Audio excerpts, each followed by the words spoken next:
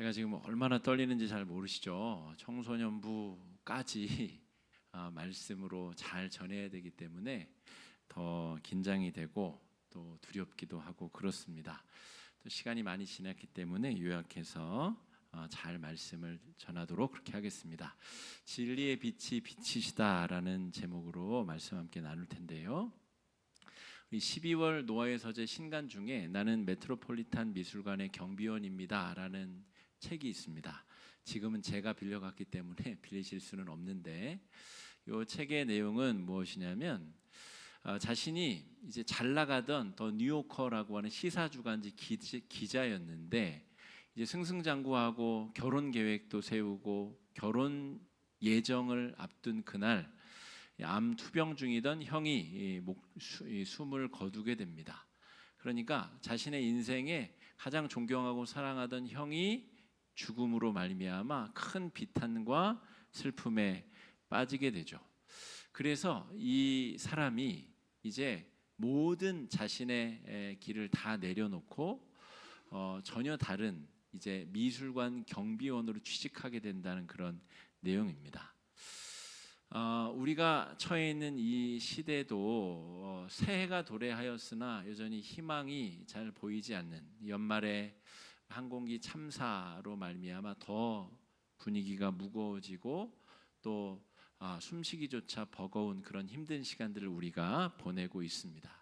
새해가 분명히 왔는데 여전히 신명이 나지 않고 또 희망과 기대는 아직 오지 않은 시간들을 보내고 있습니다.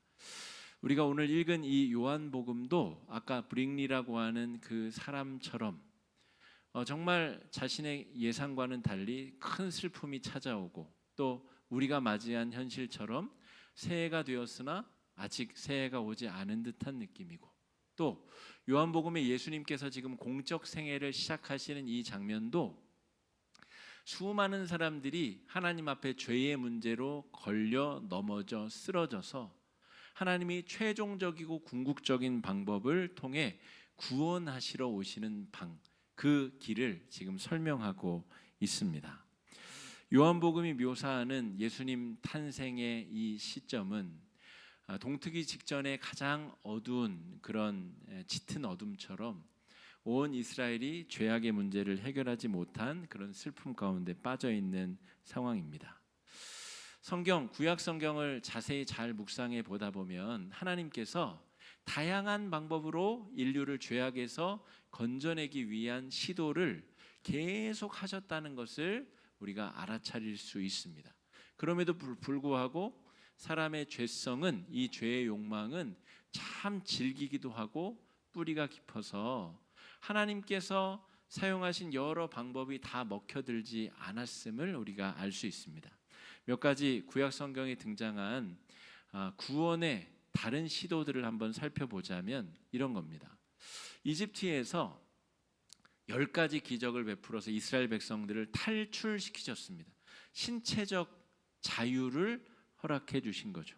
그런데 이들의 선택은 광야로 나가자마자 먹을 것이 없다, 마실 것이 없다, 우리가 어디로 가야 될지 잘 알지 못한다는 이유로 다시 애굽으로 돌아가겠다.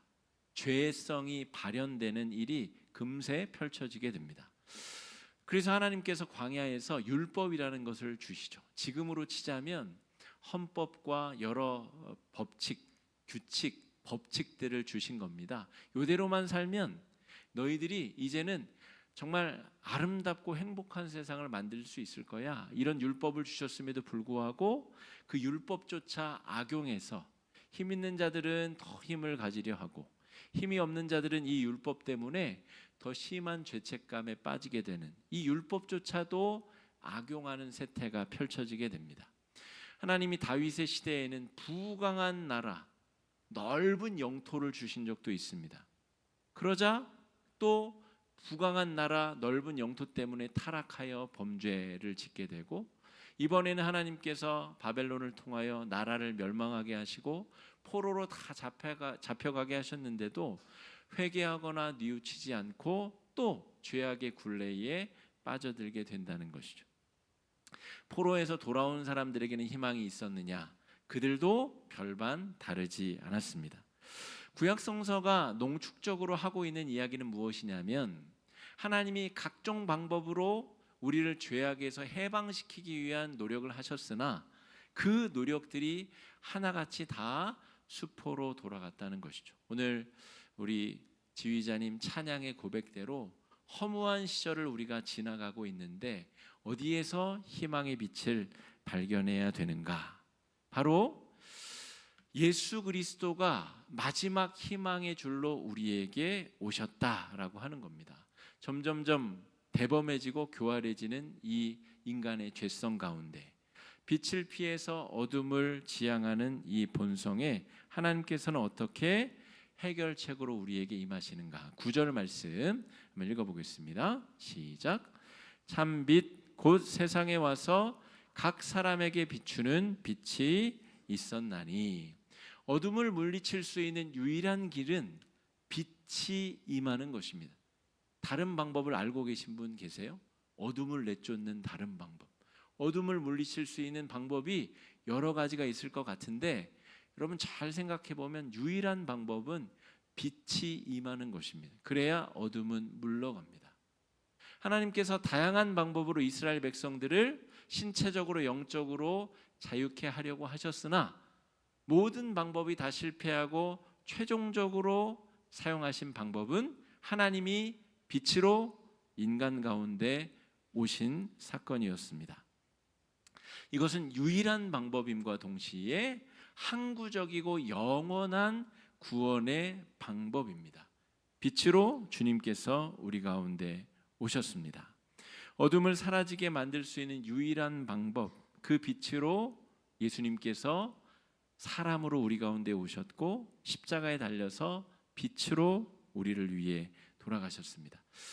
이 천자문을 저는 다 쓰거나 읽을 수는 없는데 천자문 시작은 우리가 다 알고 있지 않습니까? 하늘, 천, 따지, 거물현, 누루황 이렇게 시작이 되죠.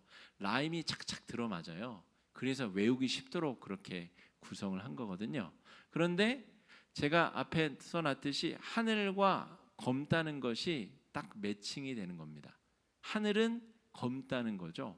우리는 하늘이 파랗다라고 생각하는데 제가 읽은 어떤 책에서는 중국인들이 볼 때는 하늘이 검었다는 거예요. 그래서 천자문에 하늘을 검다라고 표시를 했고 우주의 허블 망원경 제임스 웹 같은 걸 띄워서 찍어봤더니 실제로 이 우주는 광활한 암흑, 어둠이었다는 거예요. 요한복음에서 예수님을 빛으로 설명하시는 것이 그냥 듣기 좋으라고 막 써놓은 게 아닙니다.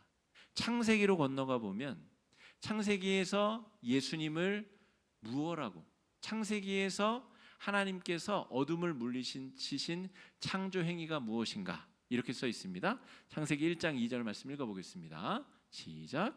땅이 혼돈하고 공허하며 흑암이 깊음 위에 있고 하나님의 영은 수면 위에 운행하시니라. 흑암이 깊음 위에 있는 그 순간에 하나님께서 빛을 창조하십니다. 3절입니다. 하나님이 이르시되 빛이 있으라 하시니 빛이 있었고. 과학자들이 이제서야 막 발견해내는 내용들이 있잖아요. 빅뱅이 있었다더라. 광명체가 지어지기 전에 빛의 창조가 먼저 있었는데 과학자들이 이제 조금씩 밝혀내는 내용들이 창세기에는 이미 분명하고 자명하게 기록이 되어져 있습니다.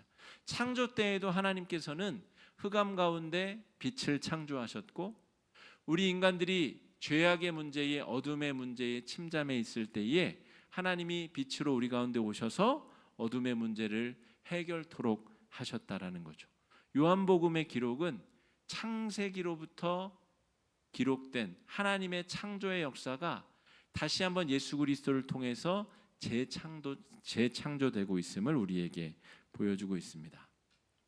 예수님이 비추시는 빛은 그냥 모호한 표현이 아닙니다.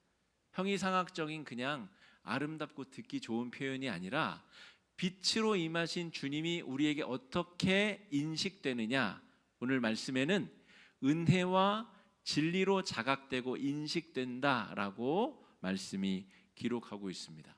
예수님이 각 사람에게 비추는 빛은 은혜와 진리로 드러나게 된다는 것인데요. 은혜라는 것은 무자격자에게 자격이 주어지는 기적입니다. 애굽에서 노예 생활하던 사람들, 자력으로는 탈출할 수 없었던 사람들에게 하나님께서 자유민이라고 하는 자격을 강제로 부여하신 것이 은혜입니다. 우리가 하나님의 자녀가 될 수 없는 유한한 존재들인데 무한하신 하나님의 자녀가 될 수 있는 강제적으로 주어진 자격이 은혜입니다.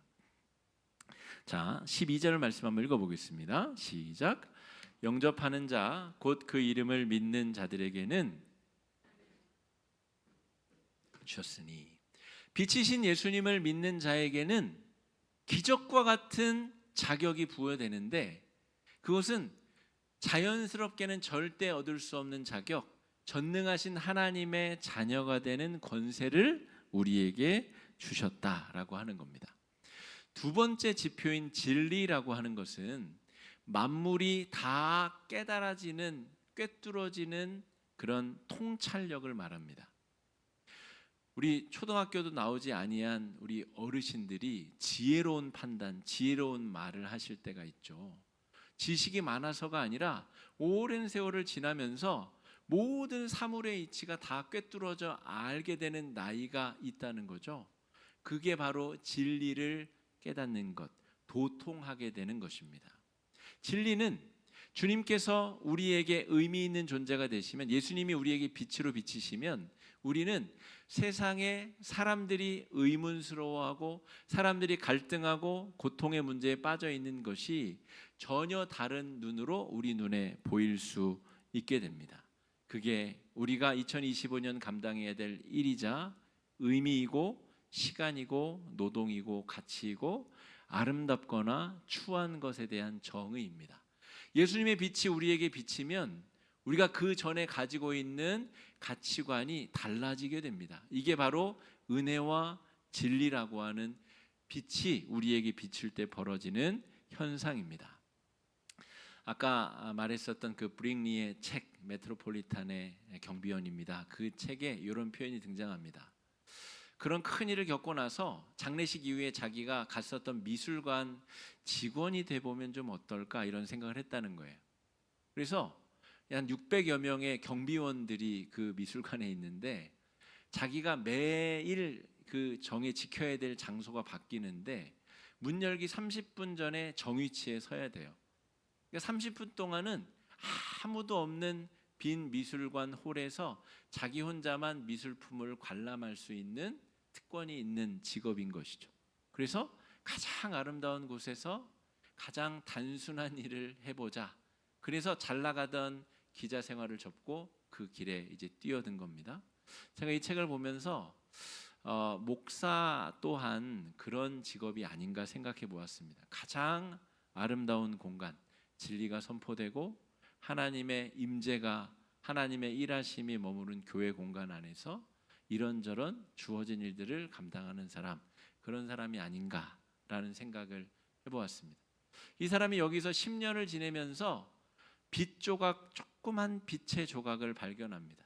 살아간다는 게 뭔가, 고통이라는 것이 무엇인가, 참된 아름다움이라는 것이 무엇인가를 이 사람은 10년간 경비원 생활을 하면서 미술관에서 작은 빛 조각 하나를 발견하게 된다는 것이죠.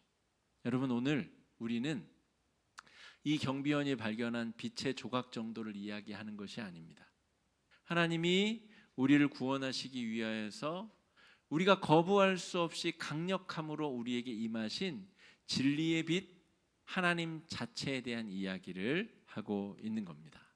예수 안에서 발견할 수 있는 진리의 빛, 은혜의 빛, 그것이 얼마나 강력하고 찬란한가. 여러분, 우리는 과학자들과 싸워야 될 사람들이 아니라 하나님이 창조하신 피조 세계를 과학자들이 막 연구해내면 그 과학자들과 함께 토론하고 대화하고 함께 지혜를 모으고 하나님을 알아갈 길을 찾아내야 될 사람들이고, 우리를 둘러싼 아주 음흉하고 더럽고 추악한 이 세상의 문화 가운데 하나님의 진리의 빛을 들고 세상 가운데 담대히 나아가야 될 하나님의 사람들입니다. 동트지 않은 어둠 속에 여전히 우리가 존재해 있는 듯한 느낌이 들 수 있습니다. 또 개인적으로 우리를 둘러싼 다양한 문제들 가운데 우리가 둘러싸여 있을 수 있습니다. 그러나 하늘을 우러러서 우리에게 빛으로 임하시는 예수님을 바라보실 수 있는 2025년 한 해가 되시기를, 주님 안에서, 예수님 안에서 전혀 새로운 은혜를 경험하고 전혀 새로운 통찰력과 진리의 지혜를 얻게 되는 은혜의 한 해가 되시기를 주의 이름으로 축복합니다. 이 시간 말씀 의지해서 함께 좀 기도하겠습니다. 기도하실 때에 주님, 이 어두운 상황 가운데 우리에게 빛으로 임하여 주셔서 어둡고 추한 것들을 다 밝혀 주시옵시고 진리의 빛을 따라서 믿음의 길로 나아가는 거룩한 임재가 우리 가운데 있게 해달라고 이 시간에 함께 기도하며 나아가겠습니다. 기도하겠습니다. 사랑의 주님, 은혜를 감사합니다. 연약하고 부족한 우리들